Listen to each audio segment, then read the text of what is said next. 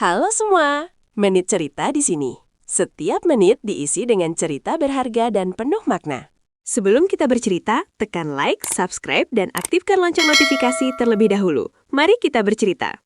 Berabad-abad yang lalu, jauh sebelum Pulau Lombok dikenal sebagai salah satu destinasi indah di Nusantara, berdirilah sebuah kerajaan besar yang makmur dan damai bernama Tonah Aik Black. Kerajaan ini terletak di pesisir selatan pulau, di mana garis pantai membentang luas dengan pasir putih yang lembut, dan ombak laut biru bergulung perlahan seolah menari mengikuti irama alam. Angin laut berhembus sejuk, membawa aroma asin yang bercampur dengan harum bunga liar dari perbukitan hijau yang mengelilingi wilayah tersebut. Suasana alam yang begitu indah menjadikan kerajaan ini sebagai tempat yang penuh kedamaian dan keseimbangan. Kehidupan rakyat di kerajaan Tonah Aik Black berjalan dengan harmonis. Para petani bangun sejak pagi buta untuk mengolah sawah di lembah yang subur, menanam padi dengan penuh harapan agar panen melimpah. Di sisi lain, para nelayan bersiap melaut dengan perahu kayu sederhana, mengarungi ombak demi mencari rezeki dari laut yang luas. Sementara itu, anak-anak desa berlarian riang di antara rumah-rumah penduduk, memainkan permainan tradisional dan membuat perahu kecil dari daun kelapa. Tawa mereka terdengar nyaring, menyatu dengan suara burung-burung yang berkicau, gemericik air dari sungai kecil, dan desiran angin yang lembut. Semua itu menciptakan harmoni kehidupan yang sulit ditemukan di tempat lain. Di puncak bukit tertinggi yang menghadap langsung ke lautan luas, berdiri istana megah milik Prabu Tonah Aik Black. Istana itu dibangun dengan arsitektur yang menakjubkan, menggunakan kayu jati pilihan yang kuat dan batu putih yang berkilau saat terkena cahaya matahari. Atapnya menjulang tinggi, seolah ingin menyentuh langit, menjadi simbol kemegahan dan kejayaan kerajaan. Halaman istana dihiasi taman bunga yang berwarna-warni, kolam teratai dengan air jernih yang memantulkan cahaya matahari, jalan setapak berbatu yang tertata rapi, serta patung-patung kecil yang menggambarkan kisah legenda kerajaan masa lalu. Saat malam tiba, lampu-lampu minyak dinyalakan di setiap sudut istana, memancarkan cahaya hangat yang menciptakan suasana tenang dan penuh keindahan. Prabu Tonah Aik Black dikenal sebagai seorang raja yang bijaksana, adil, dan penuh kasih sayang.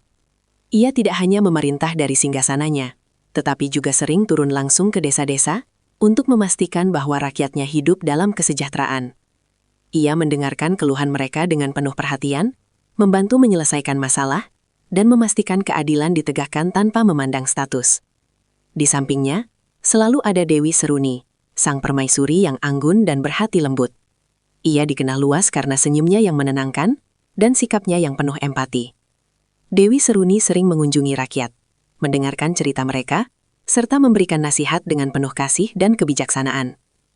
Namun, di balik semua kemakmuran dan kebahagiaan itu, tersimpan kesedihan yang mendalam di hati sang raja dan permaisuri. Mereka belum dikaruniai seorang anak.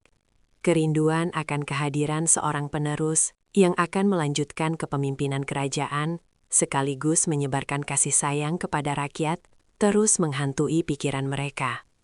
Setiap hari harapan itu semakin tumbuh, namun belum juga terwujud. Setiap sore menjelang senja, Dewi Seruni duduk di tepi kolam teratai di taman istana. Ia menatap pantulan langit yang mulai berubah warna di permukaan air yang tenang. Dengan hati yang penuh harap, ia memanjatkan doa dengan suara lembut. Ia memohon kepada Tuhan agar diberikan seorang anak, seorang putri yang kelak akan menjadi cahaya bagi negeri mereka. Ia berharap anak itu akan tumbuh dengan hati yang lembut, penuh kebijaksanaan, dan memiliki keberanian untuk melindungi rakyatnya. Prabu Tonah Aik Black selalu setia menemaninya, menaruh tangan di bahu sang permaisuri, menatap laut yang berkilau di kejauhan, dan diam-diam ikut berdoa dengan penuh harapan. Suatu malam yang sunyi, langit di atas Lombok tampak sangat berbeda dari biasanya. Bulan purnama bersinar dengan begitu terang, menerangi seluruh penjuru negeri. Bintang-bintang berkelap-kelip lebih indah, seolah menjadi saksi akan sesuatu yang istimewa. Awan bergerak perlahan mengikuti hembusan angin malam, menciptakan pemandangan yang menakjubkan. Malam itu, Dewi Seruni tertidur dengan damai. Namun dalam tidurnya, ia mengalami mimpi yang sangat luar biasa. Ia melihat seekor naga besar berenang di lautan biru yang luas. Naga itu membawa sebuah mutiara bercahaya di dalam mulutnya. Cahaya dari mutiara itu begitu hangat dan menenangkan.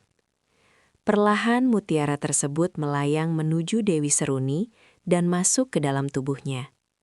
Seketika, tubuhnya diselimuti cahaya lembut yang menenangkan. Dalam mimpi itu, naga tersebut berbicara dengan suara yang dalam namun penuh kelembutan, menyampaikan bahwa anak yang selama ini dinantikan akan segera hadir dan akan menjadi cahaya bagi negeri. Anak itu harus dirawat dengan penuh cinta, karena hatinya akan membawa kedamaian bagi banyak orang. Ketika Dewi Seruni terbangun dari tidurnya, ia merasakan ketenangan yang belum pernah ia rasakan sebelumnya. Hatinya dipenuhi keyakinan bahwa mimpinya bukanlah sekadar bunga tidur. Beberapa waktu kemudian, kabar yang ditunggu-tunggu pun akhirnya datang. Dewi Seruni mengandung. Kabar ini segera menyebar ke seluruh penjuru kerajaan, membawa kebahagiaan yang luar biasa. Rakyat bersorak gembira, lentera-lentera dinyalakan di setiap rumah, dan doa-doa syukur dipanjatkan sebagai ungkapan rasa terima kasih. Istana pun dipenuhi kesibukan. Segala persiapan dilakukan untuk menyambut kelahiran sang calon putri. Kamar permaisuri dihias dengan tirai sutra yang lembut, bunga-bunga segar yang harum, serta berbagai perlengkapan terbaik. Musik gamelan dimainkan setiap hari untuk menciptakan suasana damai dan membawa energi positif. Dewi Seruni sering berjalan di taman, berbicara dengan bunga, burung, dan alam di sekitarnya. Sementara itu, Prabu Tonah Aik Black membacakan kisah-kisah kepahlawanan dan legenda kerajaan, berharap anak mereka kelak tumbuh menjadi sosok yang berani dan bijaksana. Hari yang dinantikan akhirnya tiba. Di bawah langit yang dipenuhi bintang dan cahaya bulan purnama, Dewi Seruni melahirkan seorang bayi perempuan yang sangat cantik. Tangisannya terdengar lembut, namun mampu memenuhi seluruh ruangan dengan kebahagiaan. Pada saat yang sama, terjadi fenomena alam yang menakjubkan. Pelangi muncul di langit meskipun hujan tidak turun. Angin laut sejenak berhenti berhembus, dan ombak yang biasanya bergulung menjadi tenang.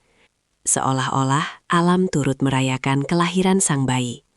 Bayi itu kemudian diberi nama Mandalika, yang berarti cahaya kebijaksanaan dan keindahan hati. Nama itu bukan sekadar sebutan, tetapi doa dan harapan agar ia kelak tumbuh menjadi sosok yang membawa kedamaian dan kebahagiaan bagi seluruh rakyat. Seiring berjalannya waktu, Mandalika tumbuh menjadi anak yang lembut, cerdas, dan penuh kasih. Ia memiliki hubungan yang sangat erat dengan alam. Ia sering duduk di tepi kolam teratai, berbicara dengan burung, dan berjalan menyusuri hutan yang rimbun. Ia juga gemar berdiri di tepi pantai, memandang ombak, seolah berbicara dengan laut. Selain itu, ia belajar berbagai ilmu pengetahuan, seni, dan nilai kehidupan dari para guru terbaik di kerajaan. Ia juga sering berinteraksi dengan rakyat, membantu mereka, dan memahami kehidupan mereka secara langsung. Ketika memasuki usia remaja, kecantikan dan kebaikan hati Mandalika mulai dikenal luas hingga ke kerajaan-kerajaan lain. Banyak pangeran datang untuk melamarnya, membawa berbagai hadiah mewah serta janji kekuasaan. Namun kehadiran mereka justru menimbulkan persaingan yang semakin memanas. Ketegangan mulai muncul dan ancaman konflik pun semakin nyata. Mandalika menyadari bahwa jika ia memilih salah satu dari para pangeran tersebut, maka yang lain akan merasa tersingkir dan mungkin akan memicu peperangan. Dengan hati yang berat, ia memikirkan nasib rakyatnya. Ia tidak ingin kebahagiaan pribadinya menjadi penyebab penderitaan bagi banyak orang. Akhirnya, dengan keberanian dan ketulusan yang luar biasa, Mandalika mengambil keputusan besar. Di hadapan rakyat dan para pangeran di Bukit Seger, ia menyatakan bahwa ia tidak akan memilih siapapun. Ia memilih untuk mengorbankan dirinya demi menjaga kedamaian negeri. Dengan langkah mantap dan hati yang penuh keikhlasan, Mandalika kemudian melompat ke laut. Semua orang terkejut, menangis, dan tidak percaya dengan apa yang terjadi. Namun tak lama setelah itu, keajaiban muncul. Ribuan cacing laut berwarna-warni muncul ke permukaan, berkilau indah di bawah sinar matahari. Rakyat percaya bahwa itu adalah perwujudan dari Mandalika yang telah menjadi bagian dari alam. Sejak saat itu, setiap tahun masyarakat Lombok mengadakan tradisi Bau Nyale sebagai bentuk penghormatan terhadap pengorbanan Putri Mandalika. Kisahnya terus diceritakan dari generasi ke generasi sebagai simbol cinta sejati, keberanian, dan pengorbanan demi kedamaian. Cerita ini mengajarkan bahwa kebaikan hati dan kepentingan bersama harus selalu diutamakan di atas ambisi pribadi, dan bahwa pengorbanan yang tulus akan selalu dikenang sepanjang masa.